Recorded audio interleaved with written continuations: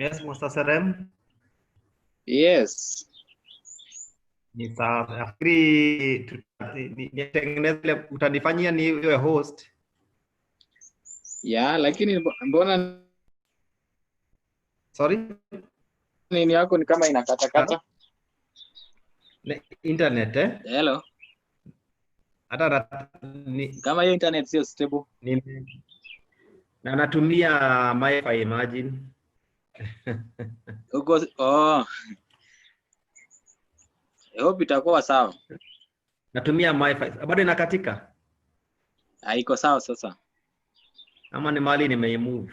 Nimeileta tu hapa karibu. Uweke kwa dirisha. Katika. Niweke kwa dirisha. Weka karibu na dirisha hapo. Kwa nini ndio hewa iliko? Weka tu kwa dirisha hivi. Okay.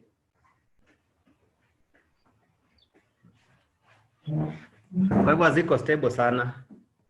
Unajua hapo ndani I think hapo si mbaya sana. Sasa unanisikia vizuri? Inavunjika sasa ama iko sawa? Imekuwa clear. Imekuwa clear, sawa. Yeah, good. So I think ilikuwa ndani sana, sawa. So let me make you the host alafu uanze kwa meet. No, ukae chojo. Sawa. Okay, sawa. Na vile yako iko clear? Yangu iko clear kabisa. Kuna penye nawekanga. Kwa nyuma. Okay. Sawa. Okay.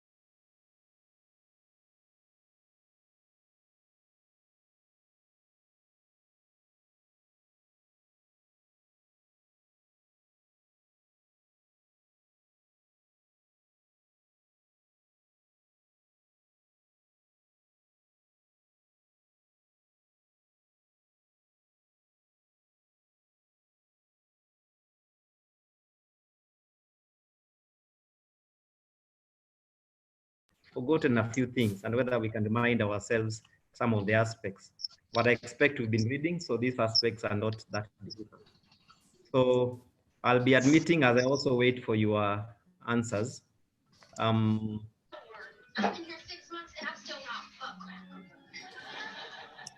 Right. So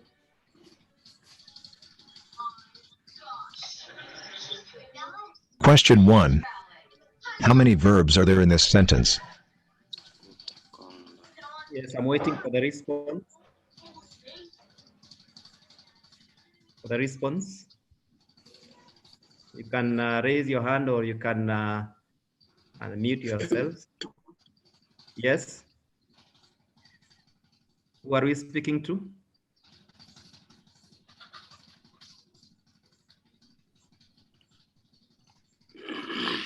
How many verbs are there in this sentence? Yes, Nathan Wambogo.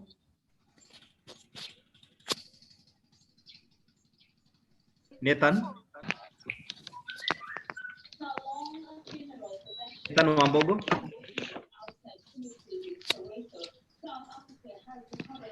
Nathan? Nathan, we are waiting for you to meet. A number of you have raised your hands. Yes, can I pick out one? Nathan is still taking a bit of time. Somebody?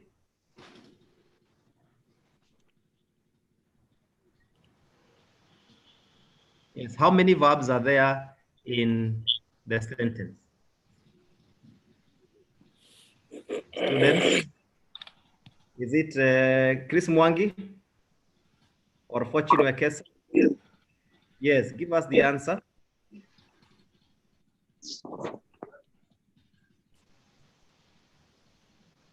Yes.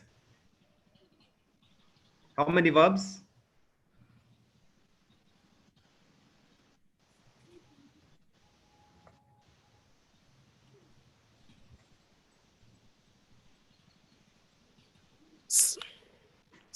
Found and picture are verbs in this sentence.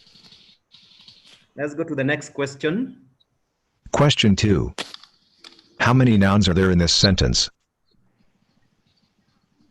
Yes, so that's another one. George Odhiambo. George Odhiambo, identify the nouns in this sentence. The children were drawing a picture of a mushroom on the blackboard. There are 4 nouns in the sentence, which are the children, picture, mushroom, and blackboard. Correct, that is correct. So let's go to the next question.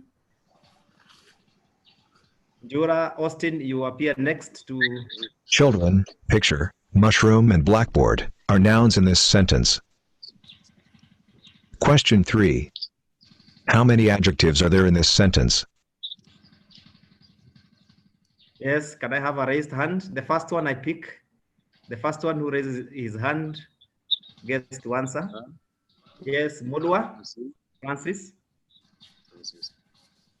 Francis Mulwa. Yes. Francis Mulwa.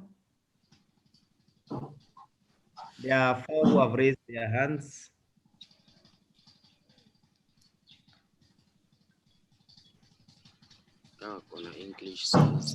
One of you. Can I have somebody? Yes.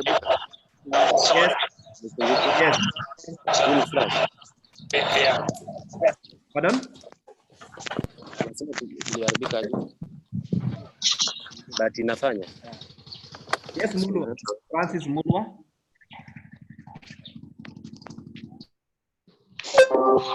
Yeah.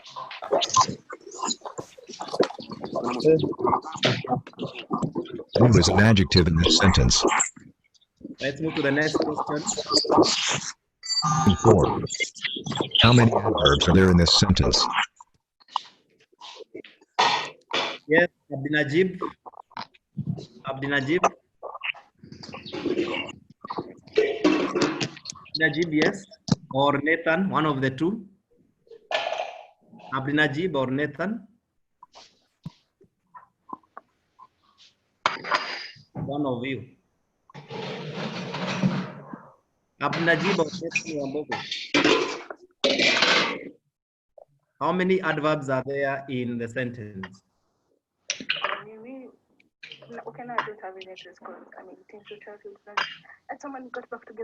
Actually and well are adverbs in this sentence.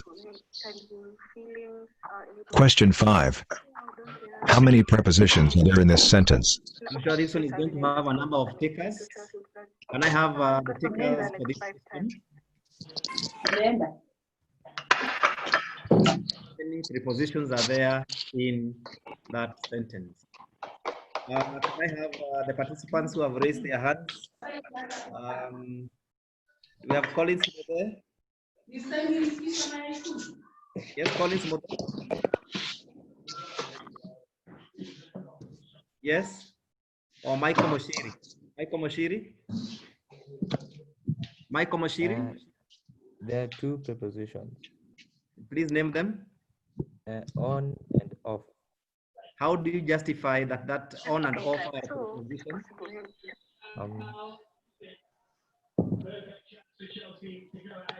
Yes, how do you justify? I believe on shows where the crowd is gathered. On and off, I believe both of them show where the crowd is.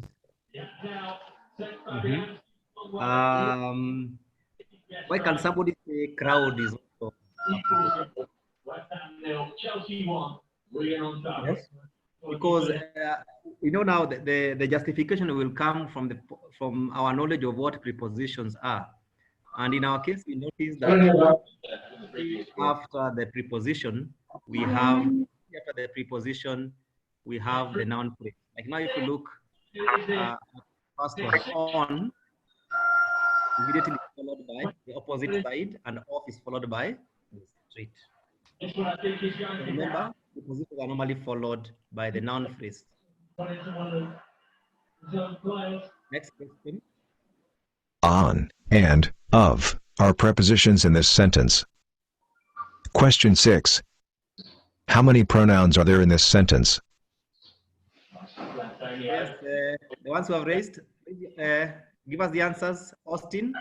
I, her, and myself are pronouns in this sentence. Question 7. We need to answer How in many the time given, so we need to move very fast. So I'll not be holding the video. So next question is, how many conjunctions are there in this sentence? Mango High School students, how many conjunctions? Yes. Austin. What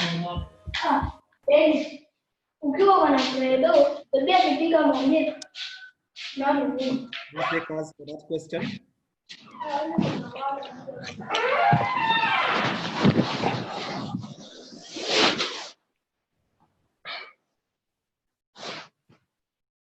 Conjunctions.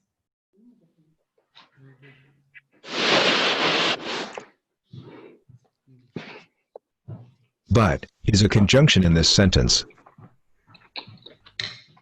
Question 8. How many interjections are there in this sentence? Any takers for that question?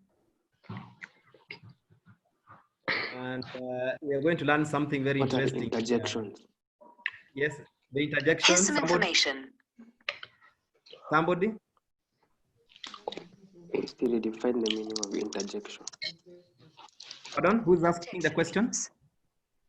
An abrupt remark, especially as an aside or interruption.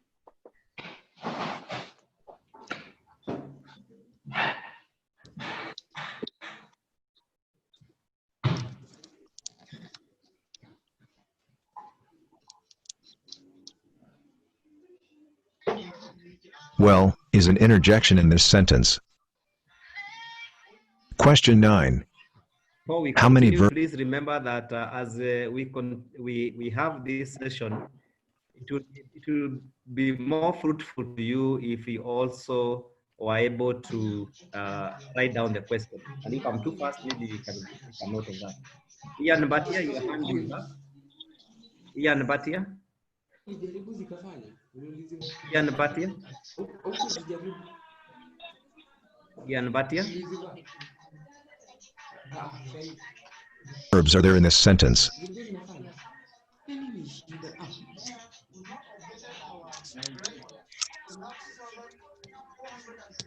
Need to know, are verbs in this sentence?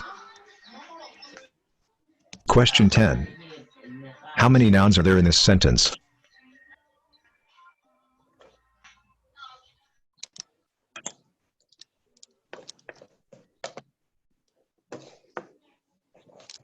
Yes, Austin.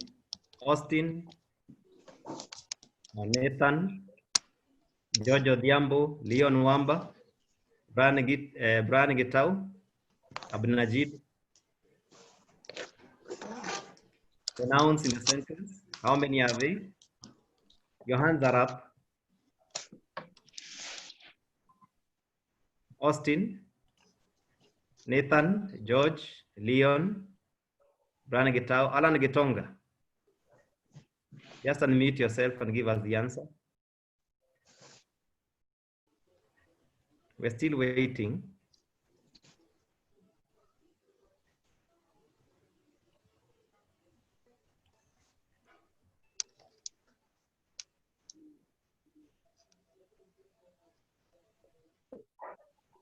Company, permits and construction are nouns in this sentence.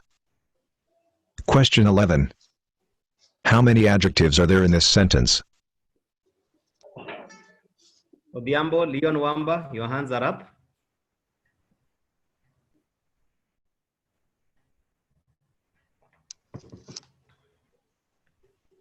Jora.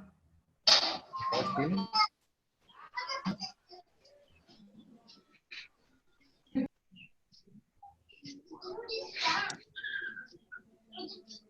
Social, economic and political are adjectives in this sentence. Question 12. How many adverbs are there in this sentence?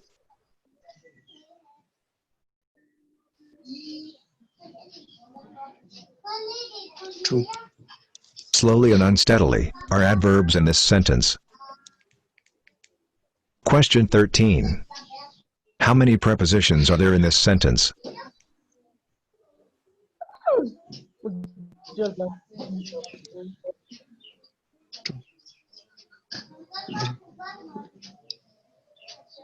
In and past are prepositions in this sentence. Question 14. How many pronouns are there in this sentence?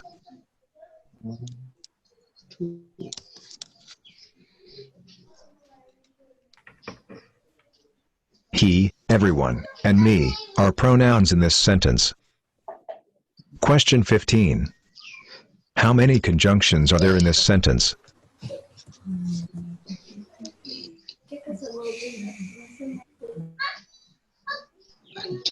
Until is a conjunction in this sentence. Question 16. How many interjections are there in this sentence?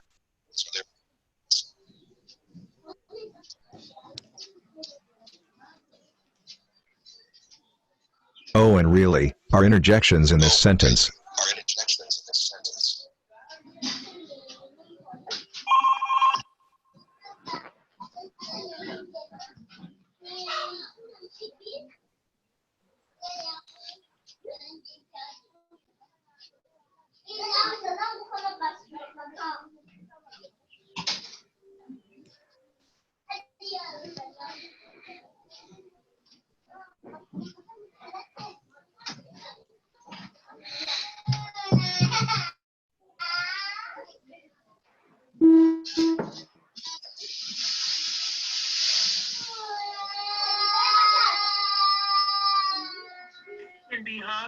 Shut your goddamn mouth.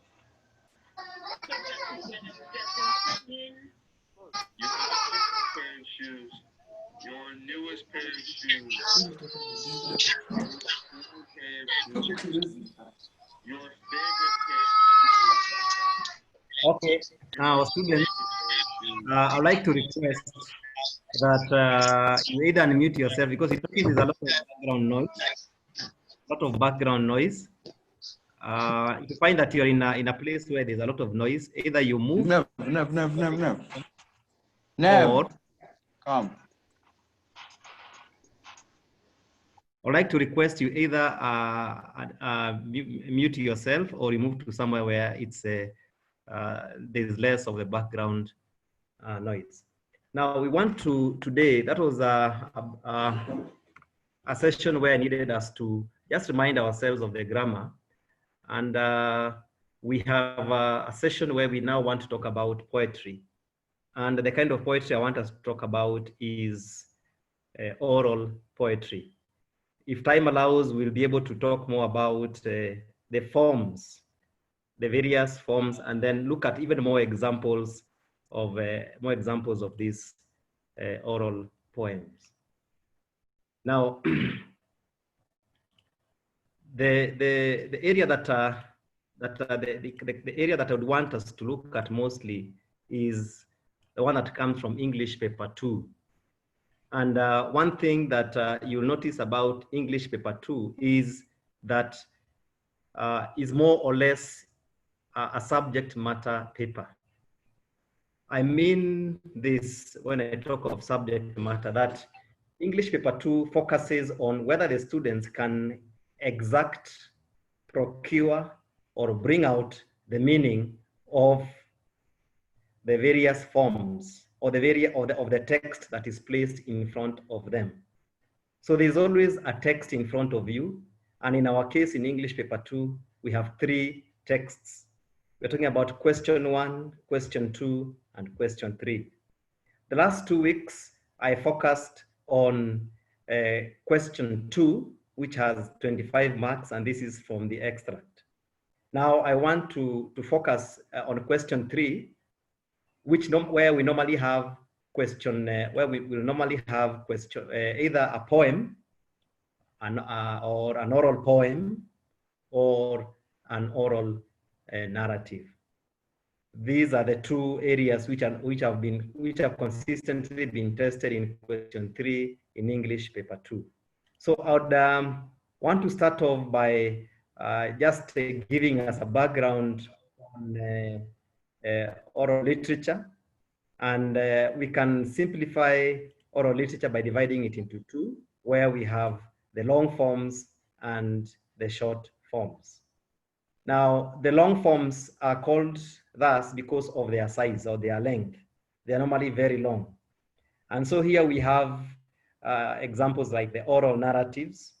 We have oral poetry, in which we also have the songs and so on.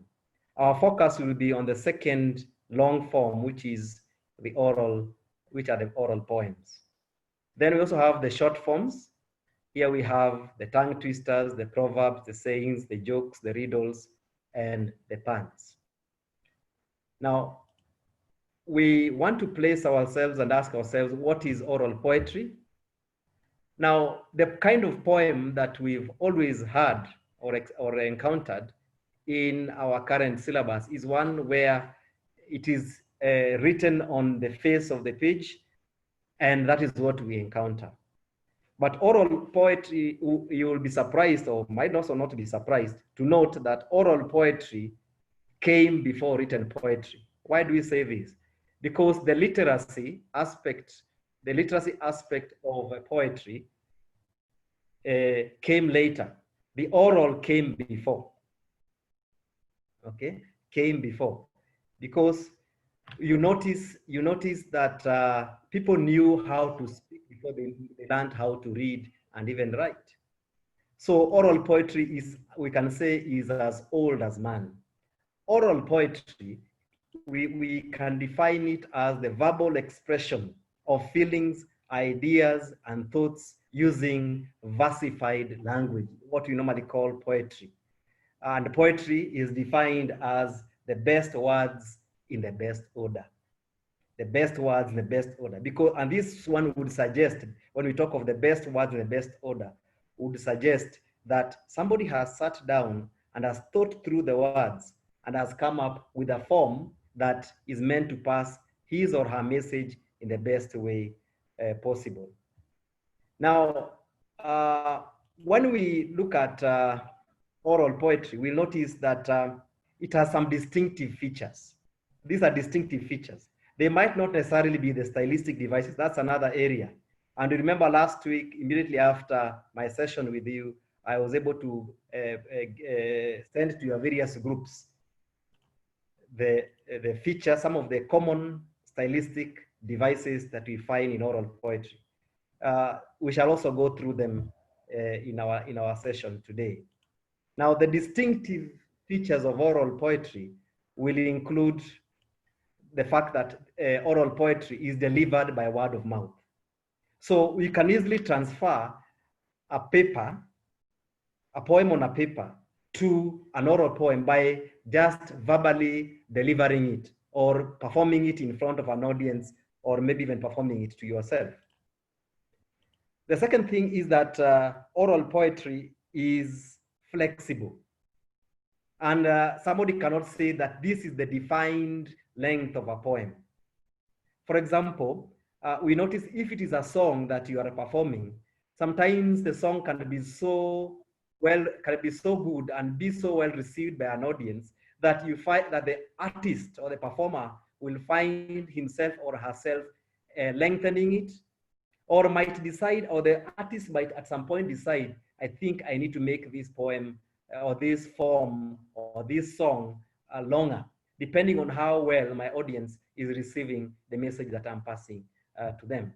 So there's a bit of flexibility when it comes to oral poetry as opposed to written poetry, because once it is written, there's no way you can make it longer or change its form.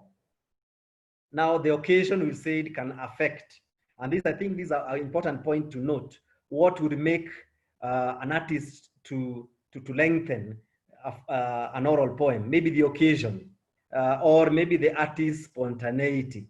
And of course, this one you do as you are performing. Now, there is a concept called antiphony.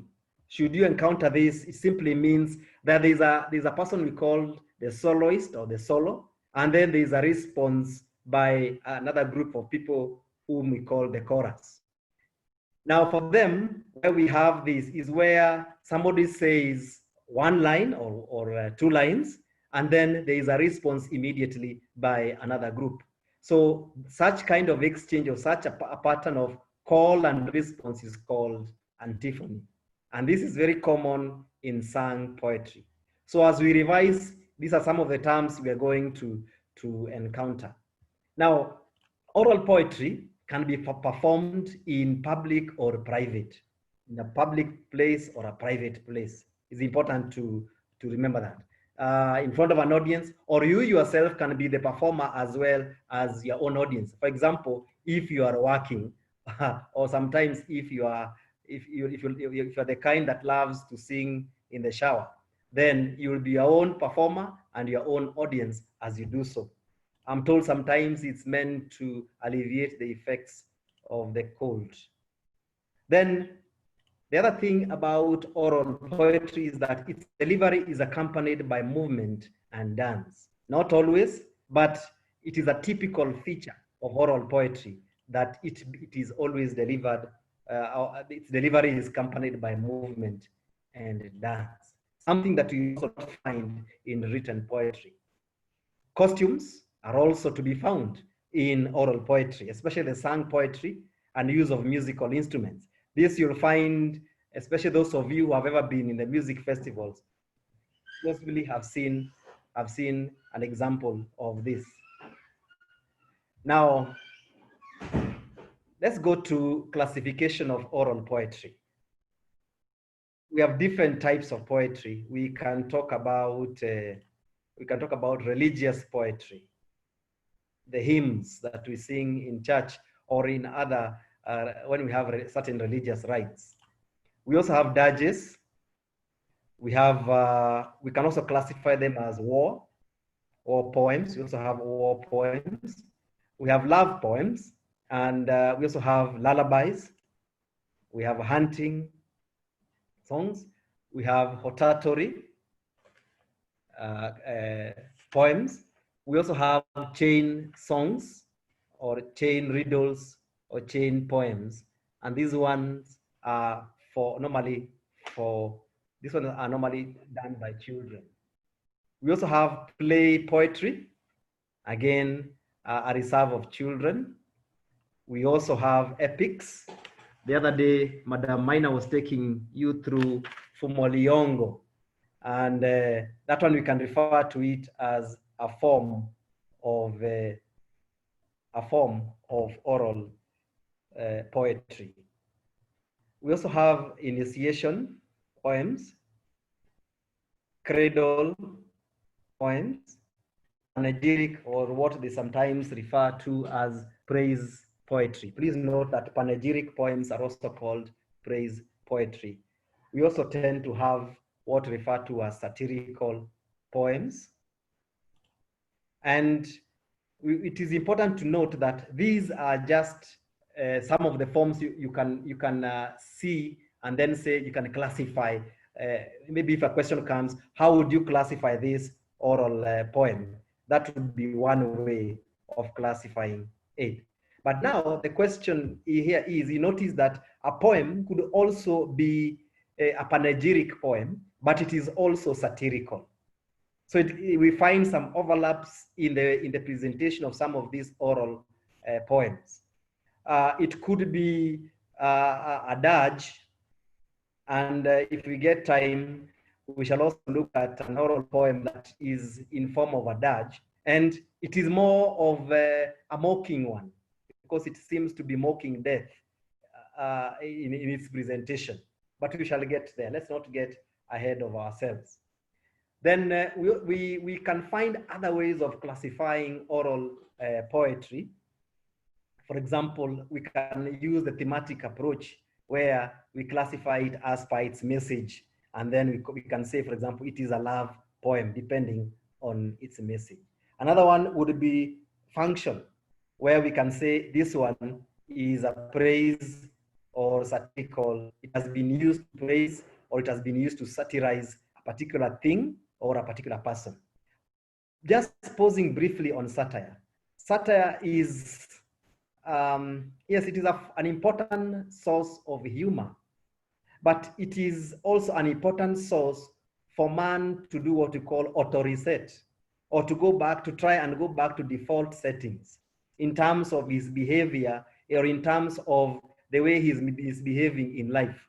Sometimes we ourselves as human beings tend to misbehave in life, especially when we want to do certain things and we are harming the environment, for example. We might find somebody coming up with a work of art, and that work of art tends to satirize that person. What is to satirize? Basically, it is to mock or to ridicule something or someone in order to show how foolish a human being has been.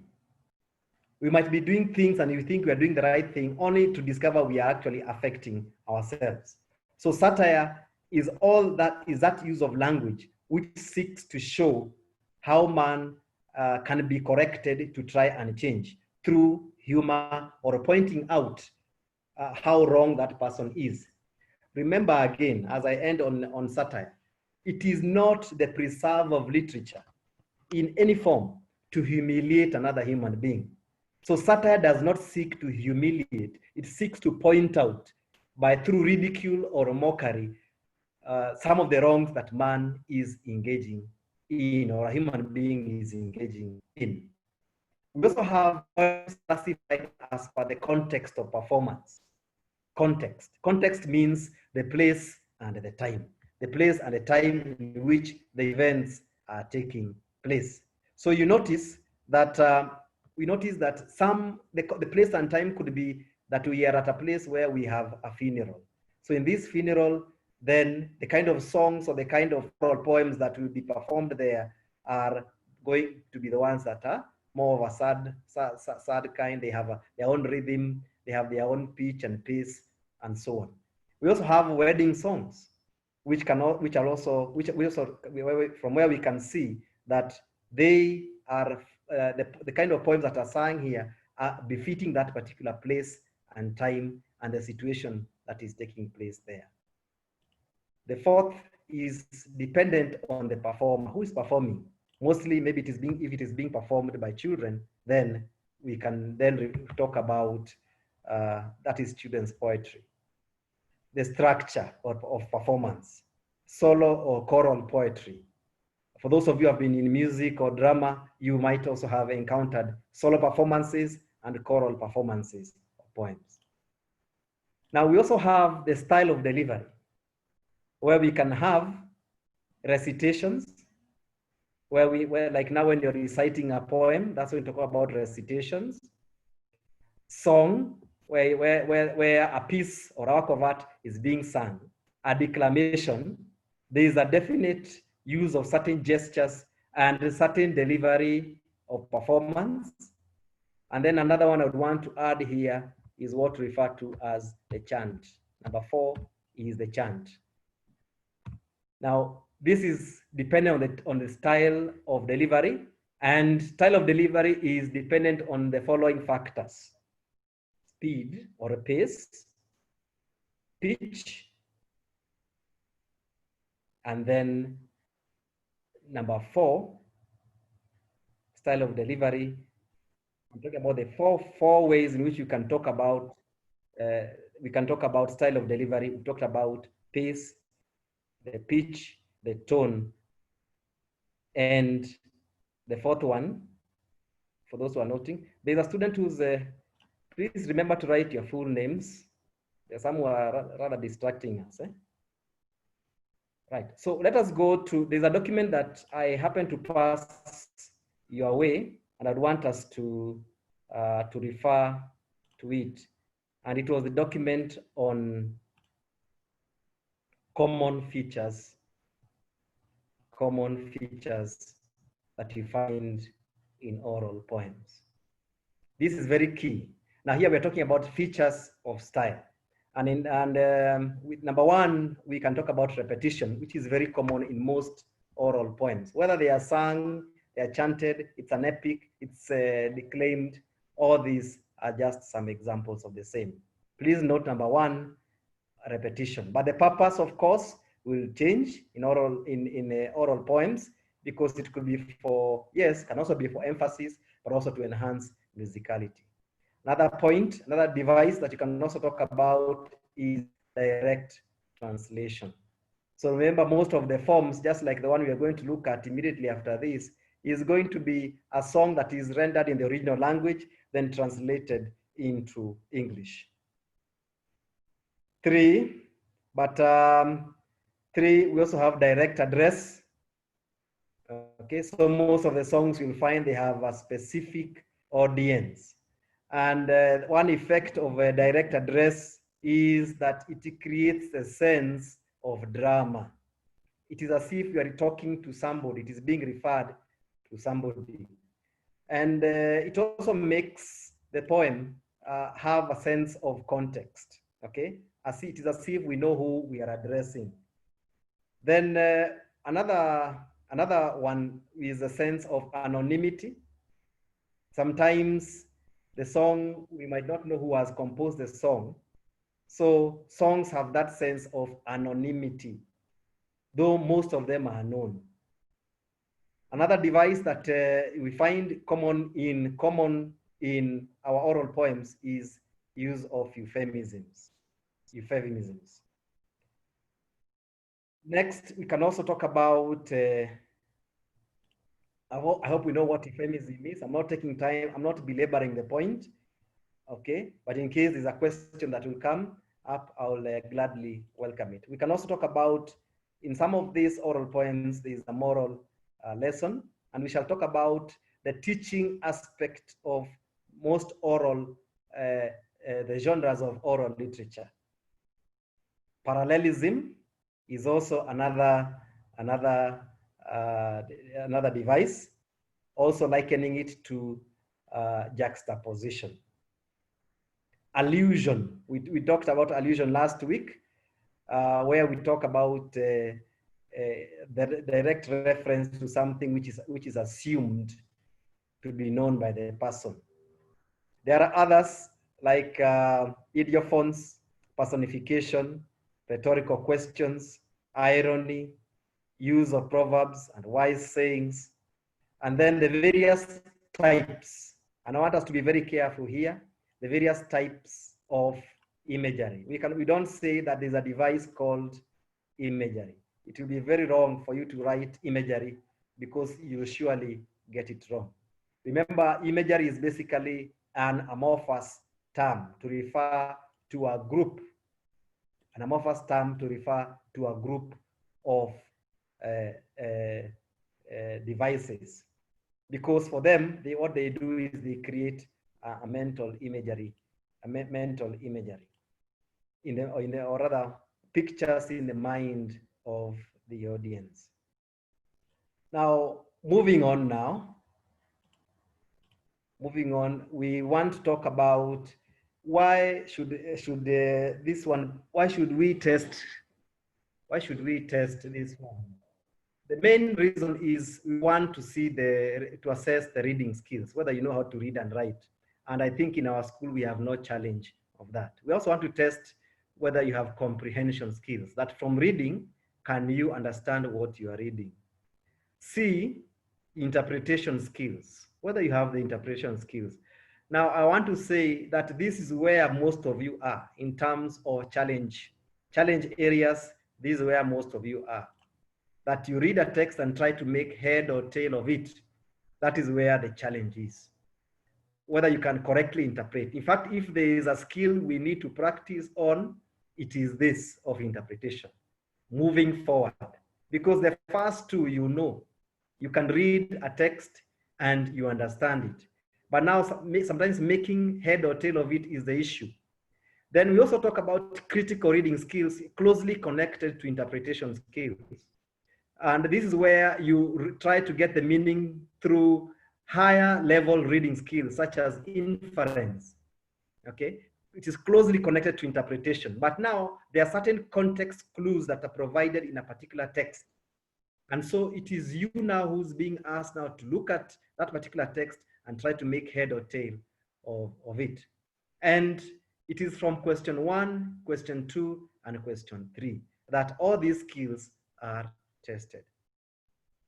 Now, whether it is Kiswahili, Mashairi, or English, or it is a song you're listening to, as many of you love listening to songs, the target should be in that oral poem, whether it is a song you're listening to, or a poem you're reading, or a shairi you're also reading, the most important thing to do is to go for the story, go for the message. Because last week I told you that we do not, or a poet does not just write for the sake of it. He writes to relay or communicate a message to the audience. And how do we do this?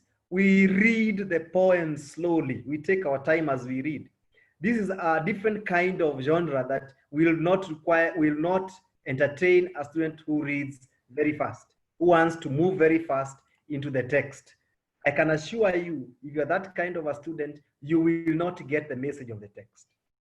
Take time to uncover the message. Each word, each line or stanza has a role to play in uncovering the message. This is very key. So each word, and as we shall see later, some of the features that tell us that oral poetry is very unique, or just any poetry for that matter. You'll notice that a key feature that makes poetry unique is the fact that poetry has economy of language, meaning that any word in the poem can affect your understanding of that word. Now, we are trying to get into the mind of the poet. We are trying to understand what that poet is saying, or that singer is saying. And so this should be your frame of mind as you read that poem. What is the message, first of all? Because we said we must ask ourselves this question: what is the story or what is the message in the poem? And then also remind ourselves, why did this writer take time to write this poem? Okay, because different writers have different motivations and influences for writing. Like one of the poets we are going to look at called John Donne, who wrote this famous sonnet 10 called Death Be Not Proud. He had a very strong religious influence. And we are told that he even used to be a preacher in church. But what is there in his work is that the influences that he has, especially the religious influences, had a very strong impact on the kind of work that he came up with. So what are the influences? These ones will also help us to understand. And one famous media celebrity reminded me over the other day was that we need at least to master lines in poetry, not just do them for examination purposes. Let us be in the front line of reading poetry and even being in a position to offhandedly quote some lines of the poem, or even applying those lines of the poem in situations that where we feel that things are not going right for us. Now we want to now talk about another poem, and I'll request maybe one of you can raise your hand to read for us this poem.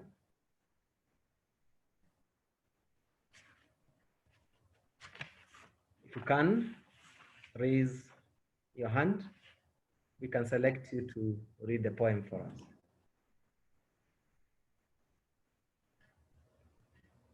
Anybody?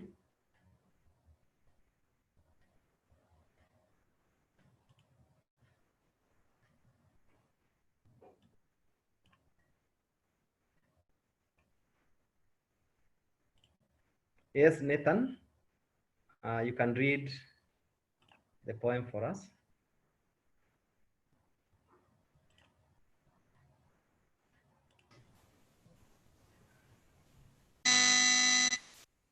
Nathan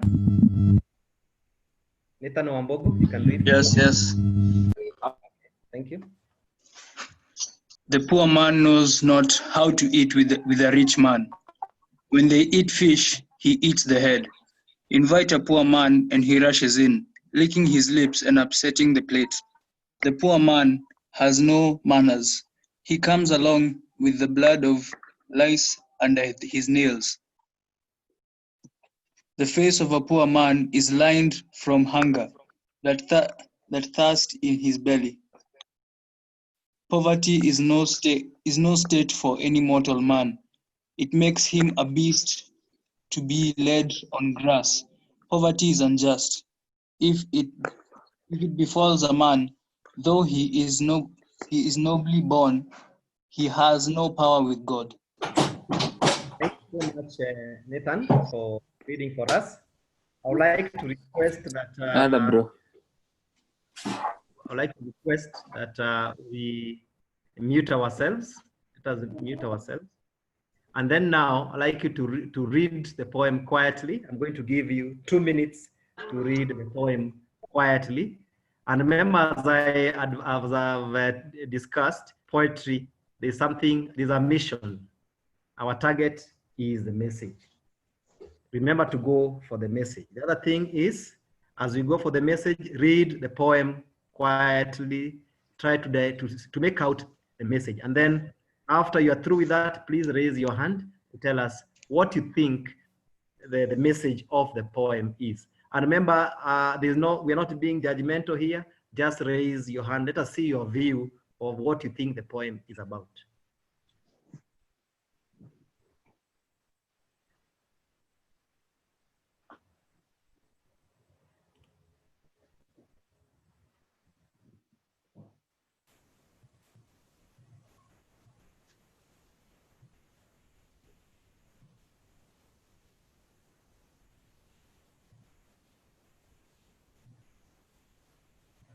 Nathan, I can see your hand is up.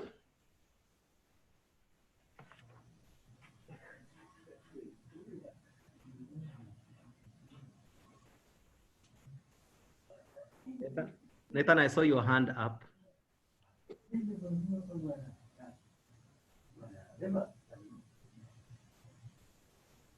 Yes, Nathan.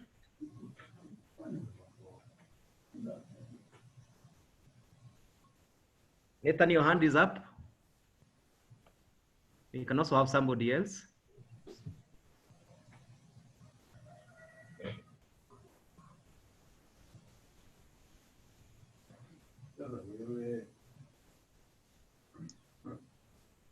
Nathan, your hand is up. I can see your hand is up.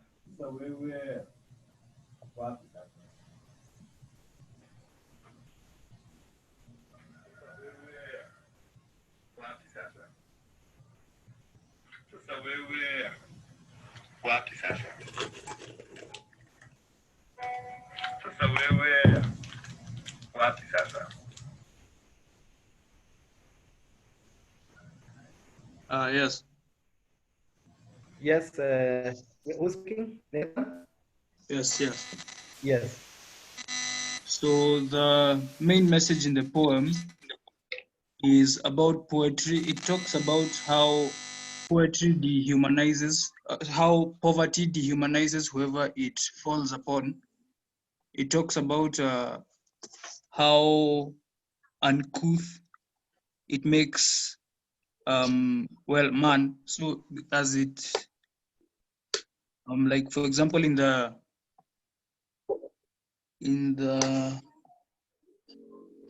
third stanza, it says the poor man has no manners. He comes along with the blood of lice under his nails. So I think the poem basically talks about poverty and how it changes people for the worse. It's a good good interpretation by Nathan. Somebody else? Francis Mudo? Francis Mudo? Yes. Yes.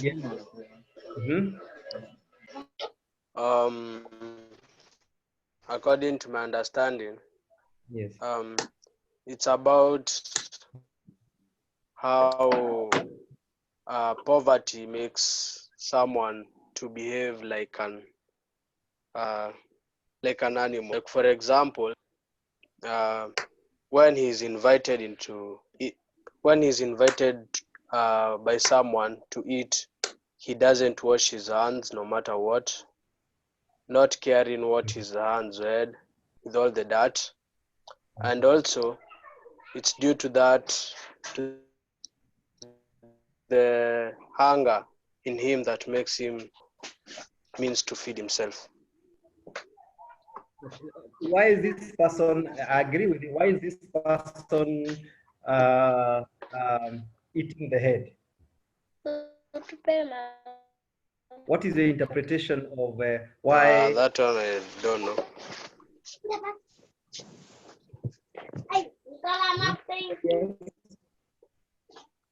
Why does this person eat the head? Said to want to eat the head. Now, yes, somebody, Minor, Henry Minor. Henry Minor, your hand is up. Minor? Yes. Henry Minor. Yes, can you hear me? Yes, I can hear you now. Okay. The poor man eats the head because he's accustomed to eating the head, because these are the remains of what the rich people eat. The rich people will not consume the head. That means that the head is usually maybe thrown away or given away to people, and that indicates that poor people usually eat the remains of what the rich people eat of the fish. Okay, it's a good attempt. Just focus on the first stanza of our poem. Okay. Yes, there's Samuel K. Samuel K, your hand is up. Samuel K. Samuel K. Samuel K.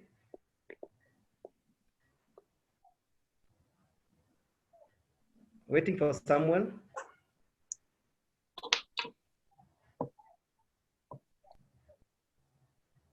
Abdi Najib. Abdi Najib. Yes, sir. Yes. Focusing on the first stanza. Yeah. Answer the question why the poor man eats the head. To my understanding, I think the poor man eats the head simply because he is poor. His situation is forcing him to consume, the remains and the leftovers from the rich. Yeah, simply because he doesn't have what to eat, so he's forced to eat the remains. Yeah, simply, yeah, to live. He is just uh, concerned, about just surviving and not eating, lavishly. Mhm. That's one way of looking at it. Another way of looking at it. George Odhiambo. George, your hand is up. Yes. From what I understand, the poor man, when the poor man knows not how to eat with the rich man. When they eat fish, he eats the head. I think, according to the societal norms, from which the poor comes from, it's not good to eat the head of the fish.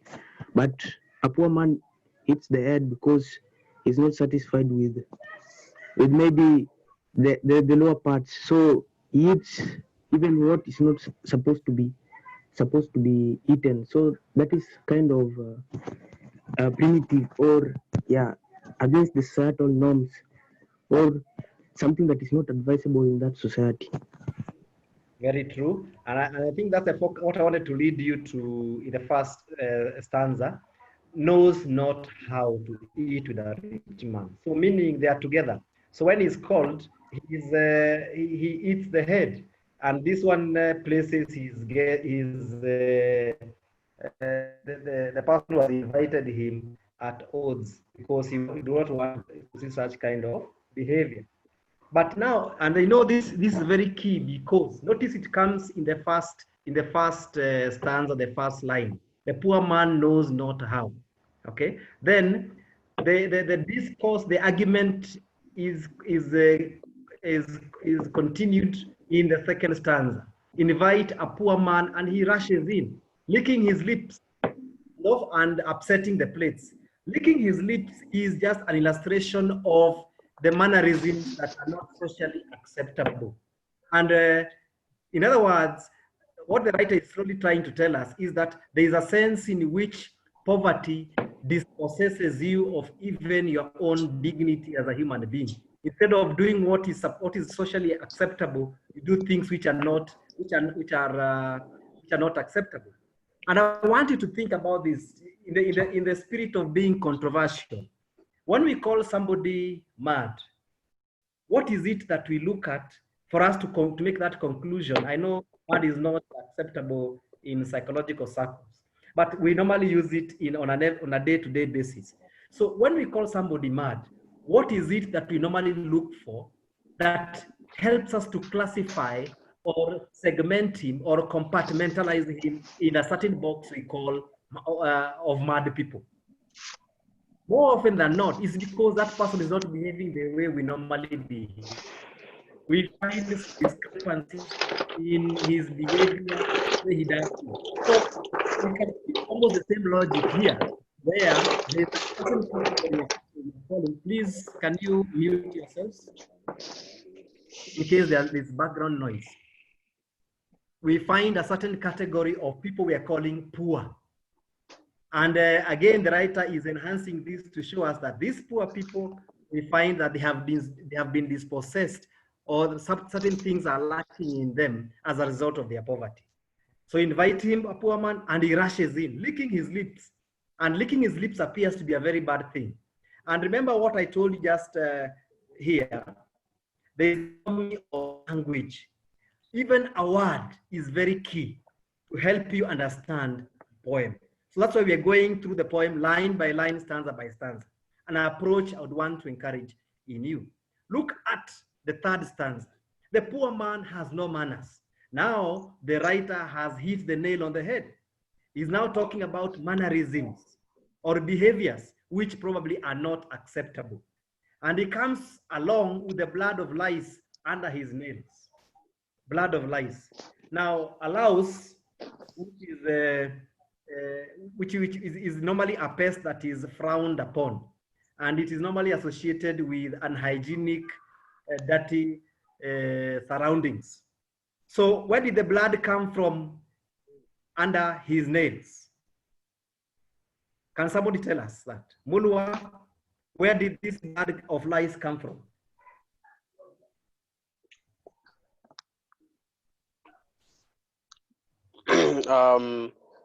Let's say it came from the lice that he was removing it from his body when killing it with his From hands. his body, or yes, you know the famous Swahili proverb, isn't it?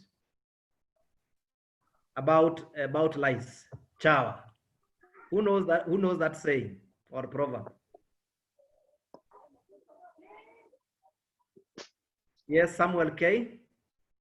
Your hand was up first. Eric Muto, your hand is also up. Yes, which is that famous proverb? Either of the two. Eric, yes? Yes? Can you say kikulacho kinguoni mwako? No, not that one. There's one that mentions the... somebody had mentioned... You can say it, yes. Hello. Yes. So, of course, that's how it is killed. And of course, in the process of killing it, that's how the blood appears under, or happens to be under your nails. Okay, because, and then what does that one tell you? This person has no chance to be in contact with the water. Okay, so he does not care about his state of cleanliness. Let's go to the next stanza. So this person, in terms of mannerisms, socially acceptable manners, he seems to be lacking. Not just lacking material wealth, material things, he's also lacking in terms of the things that society, a civilized society, would want to house. The face of a poor man is lined from hunger that thirsts in his belly. You know, there's hunger and thirst, okay? So the face is lined because this person does not have access. It is full of lines because of does not have access to food. Then I want us to go to the concluding stanzas rather. And these are very key because they also help to underline the mind of the poet. Poverty is no state for any mortal man. So what should I do? Because whether we like it or not, there are still some people who are going to be poor. So what are we supposed to do? Okay, so it says it's no state. So in other words, it's also adding another word to us. It is a state of mind. It is a state or a station in life. From the word state, we also have the word station. So and a station is a certain, it almost looks like a destination for some people. So poverty is no state for any mortal man. So he's throwing a challenge to us that we need to avoid this state. There's a question that I'm going to ask you that comes after this, and we will be examining that particular stanza. It makes him a beast to be fed on grass. You can see now how much the person has been dehumanized. He has no state. He is no longer looking like a human being. Okay, because he has lost. He does not have what society regards as acceptable. And so because of his poverty, and poverty not just of material things, and even his social mannerisms, he's like a beast. He's fed on grass. Poverty is unjust if it befalls a man. So the writer is also saying poverty is not fair. And he's saying the inevitability of it is captured in these lines that I'm highlighting here. If it befalls a man, it can befall any man. Though he is nobly born, though you might come from a rich, wealthy, a family of status, he has no power with God. He loses his state because his focus is no longer on God. His focus is on something else. Maybe possibly a way of arising or lifting himself from that state of poverty. Now, I ask you this question, and here is the answer. What is the oral poem about? Notice it is an oral poem, but it is in written form. And this is the mode of testing that will always come your way. If this is going to be tested at KCSE, this is the mode of testing. And this kind of a question where we have, what is the oral poem about? You notice most of the time it has format. And this is why I told you this is what must always happen. Go for the message. When you're reading a poem, go for the story. Especially if you're dealing with narrative poems, go for the story, go for the message. And that is the first question I asked you, and that's the first question you should always ask yourself. What is this poem or oral poem about? And there are two approaches. We have the plot approach, where this one is appropriate for narrative poems. They are poems with a story. So you tell in terms of one event following each other all the way to the very end. Then, and for this, you should not give less than 8 points when you're using the plot. When you're using the thematic approach, where you talk about, like one of you did, he talked about what the poem is about, and he said the poem is about poverty. So this is a theme. Poverty is a theme. And being a theme, what you're supposed to do next is to ensure that you state the theme. The poem is about poverty, or you can say the poem is about poor people. Then now, what you do is using the 3-part matrix, illustrate your points, and give no less than 4 illustrations to support this particular claim of poverty, to support it, so that somebody can say, yes, I agree with you that this poem indeed is about poverty. So even as you look at this poem again, look for instances where we are talking about poverty. And there's a question that I had tested another group on the same, and the question was, what is the argument of the poet about poverty? Or provide one argument advanced in the oral poem about poverty. And one argument would be that poverty is dehumanizing. And you can provide examples. Poverty robs you of your human dignity and makes you almost an animal. You're almost paraphrasing that argument. Now, here is another common question that talks about features of oral poetry.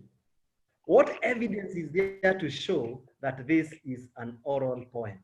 Identify and illustrate 2 such features. Remember, from the features that we talked about, the stylistic devices, this is now where you employ. Remember, all those features might not be found in an oral poem, but at least it's good to know all of them. The parallelism or the juxtaposition, direct address, the direct translations, use of local color, use of the various figures of speech such as similes, metaphors, hyperbole, personification. You need to know them, and you need to see whether they are there in our poem. So the question once again, this one I require a response from you. What evidence is there to show that this is an oral poem? And of course, you identify and give features of the same. So back to the poem. Let us look at our poem and see whether we can identify some of these features. Let us see if we can identify at least 2. Yes, Abdinajib Malim.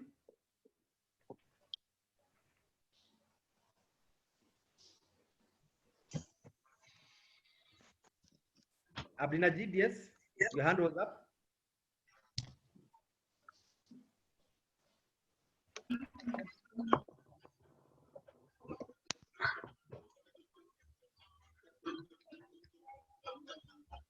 Yes, we have another participant, Francis Mulwa. Can we say anonymity? Anonymity, okay. Explain it, please.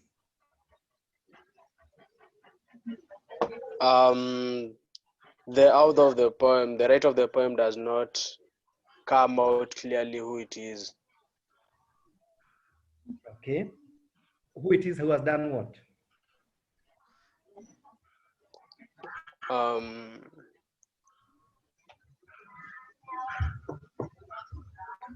Does not come out clearly who he really is according to the poem.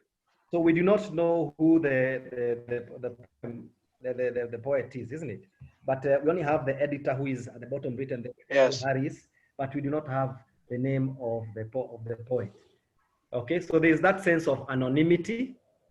Another feature. Yes, Mulwa, your hand is raised.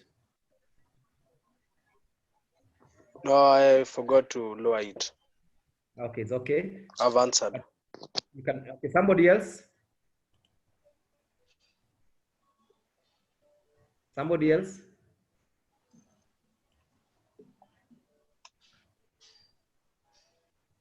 Somebody else.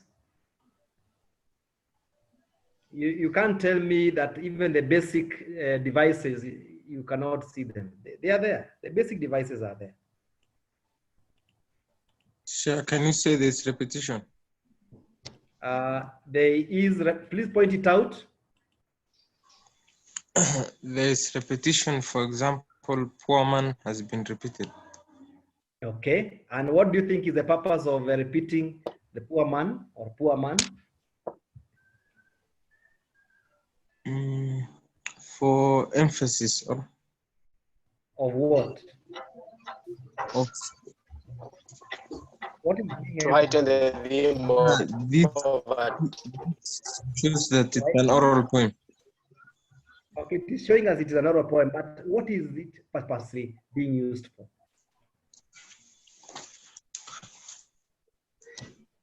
Yes, Cedric. Cedric.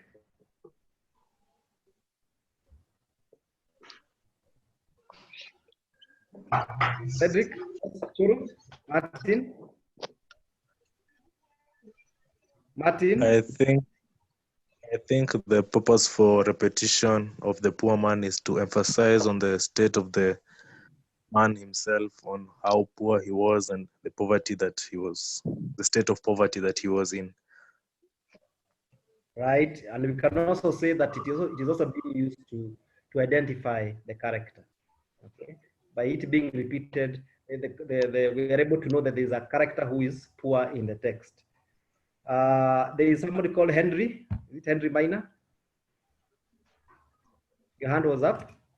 Another device that we can see. Just raise your hand. This is Colin Mode. Colin Mode. Colin? Yes, Abdi Najib. Abdi Najib.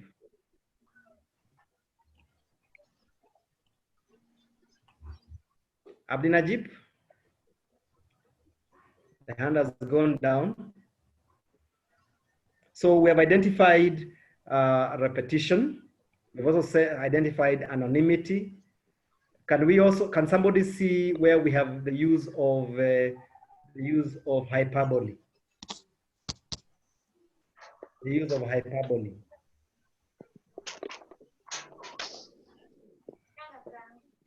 Hyperbole. Yes, Zuhel. Zuhel? Zuhel, your hand was up. You need to unmute yourself.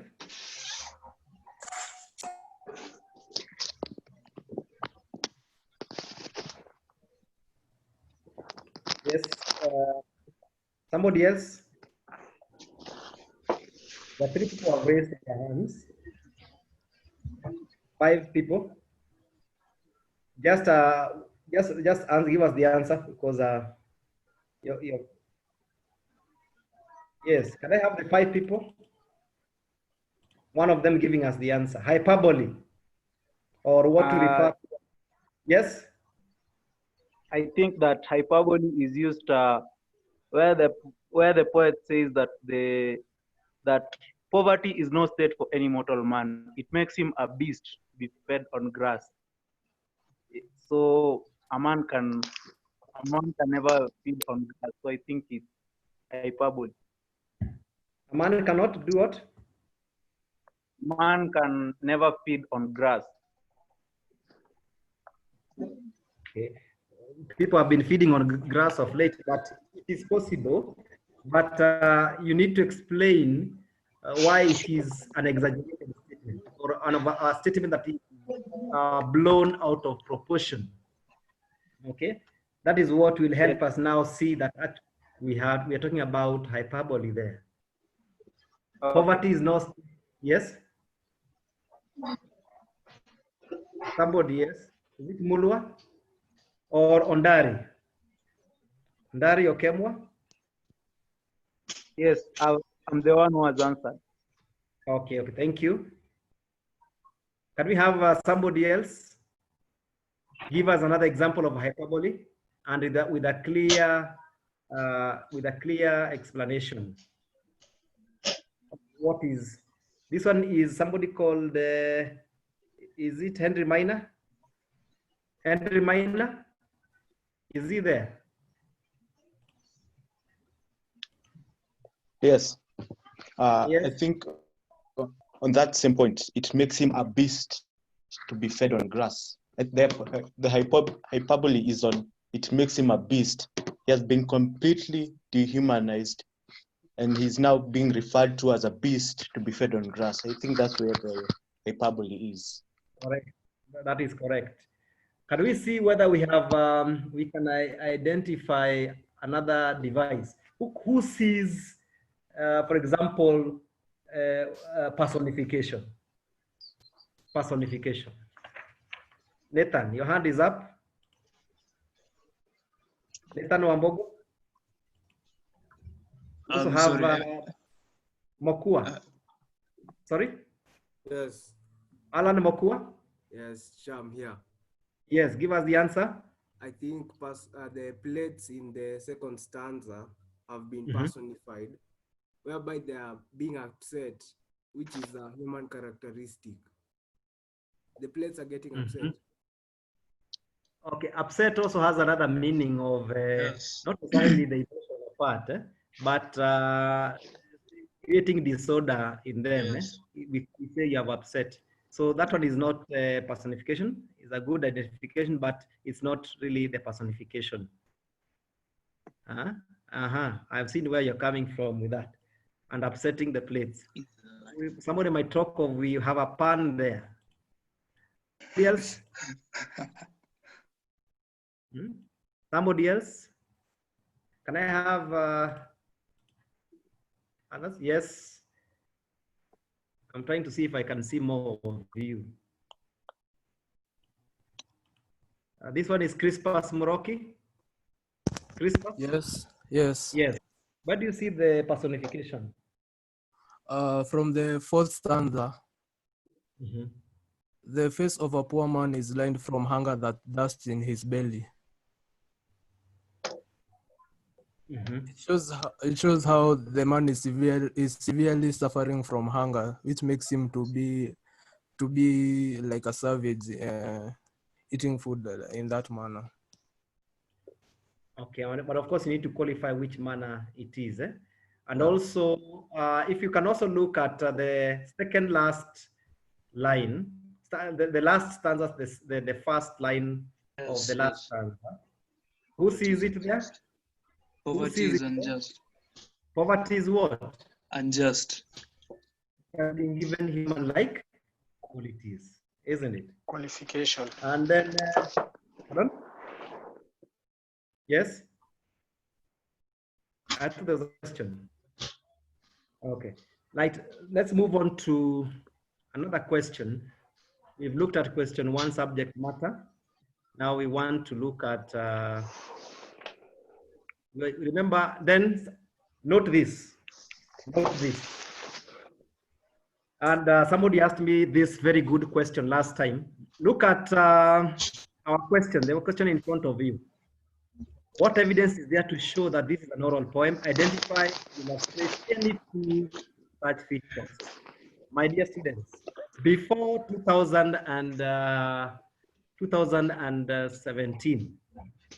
Before 2017, in English paper 2, if students could give, there never used to be a limit to the number of points you could give for any question. This one is very key. So if NEC stipulates that you give 2 such features, you are supposed to give 2. Before, they would ask you for 2, and you would even give 4, and they would mark all of them and only give you marks for 2, and you would score the full marks. So paper 2 used to advantage the students. But now, since 2017, the rules changed. So if they ask for 2, they'll mark the first 2. The other point is this, that in case the question was framed like this, identify and illustrate such features, something like that, and there is no indication of the number of points, please give as many as you can. Is that one clear? Give as many points. And this one does not have to be in poetry alone, but even in question 2, where we have the extract, in question 1, we have the unseen passage. That is where you can score optimally from such question. I hope that one is clear on the kind of the phrasing that can come in a question. Now, I already answered this question, and this one is what I referred to as an interpretation question, where now, having read the poem, you can now interpret message, and we've already answered this question. Now, in the process of discussing this with you, I wanted to examine this question. I wanted to examine this. Let's look at that question, students. I hope you can all see the question.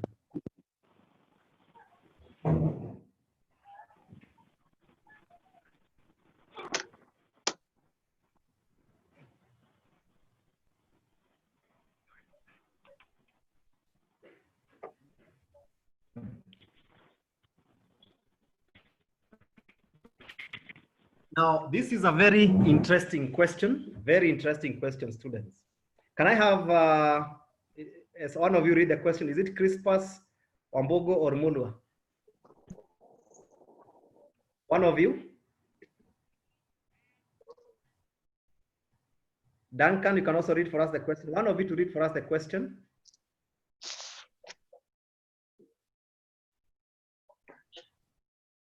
Examine this line. Poverty is unjust if it befalls a man, though he is nobly born, he has no power with God. Account for the use of the slash in the line. Right. Can somebody explain to us why the slash has been used there?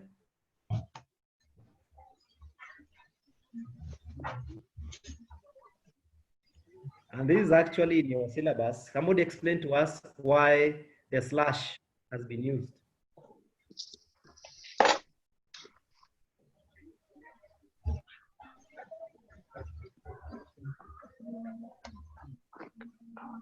Somebody give an attempt. Somebody to try out. Why do we have the slash? Nathan, your hand is up.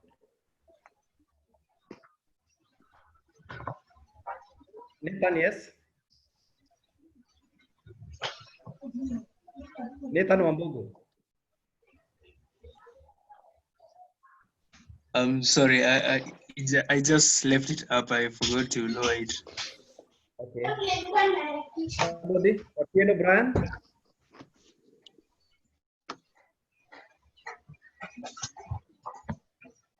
Otieno Brian.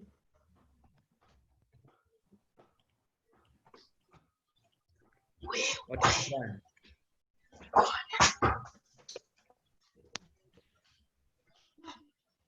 Why do we use slashes? And now, to answer this question, or to give you a clue, go back to the poem. But first of all, poverty is unjust. Just note which lines we are looking at, and then you'll get an idea why we are doing that. This is the line. Poverty is unjust if it befalls a man, though he is nobly born, he has no power with God. So let's copy it and take it to where we have our question for purposes of making our work very easy. This is how the poem looks like. Now, can you see where the slash comes in? If you can see where the slash is, then possibly you'll know, you'll have the answer with you.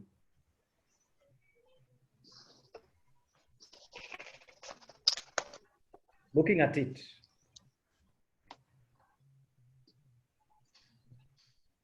Who can tell us why the slash is there?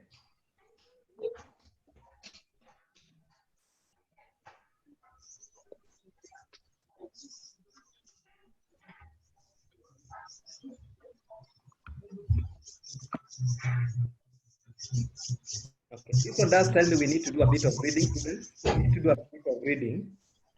And the topic where this comes from is the topic punctuating headings and quotations and titles of publications.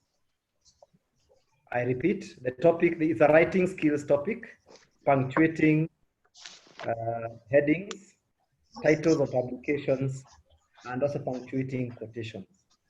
And there we learned, early this year, we learned that where we have in a poem, if you want to quote a poem, where one line, if you want to indicate that that is the end of that line, we use this, that you're moving from one line to the next. And you can see from our poem, what is unjust if it befalls a man, that's one line. Though he is nobly born, he has no power.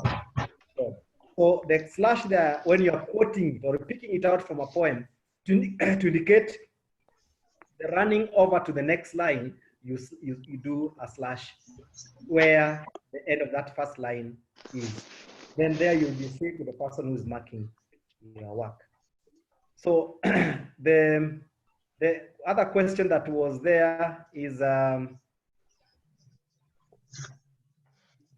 other question that was there was one on we've already answered it, and it was a question on paraphrase. The other one was about the slash. And with students, we shall put a stop there. This is the poem that I will have in your various walls, together with the questions that are there. And one thing I would want you to read. In fact, I want to tell you two things at this point, as we come to the end of our lesson. I will have this work in your various walls, but my objective is two-pronged. I have two objectives as to why I want this poem. The first one is I want you to practice on getting the subject matter from the poem. But again, the text can also vary. The kind of poems that you are going to be exposed to will also vary. Now, this is a poem that is purely from the English people. And so this poem, you find that it is though we are so used to African poems, but there is a strong advice in the department that we also expose our students to English per se, in quotes, poems. And so the questions will come your way once I have them in your various groups. Please take time to digest, because one of the questions that I will throw your way will be a question not just of subject matter, but I'll also throw your way a question on paraphrasing. And the questions on paraphrasing rely a lot. They rely a lot on this question. The question on the story or the message. And it's a very inspiring poem, one that will require that you read. And in fact, in the times that we are in, it is a poem that is supposed to give you strength. Otherwise, I wish you well, all the best as you continue revising. Thank you.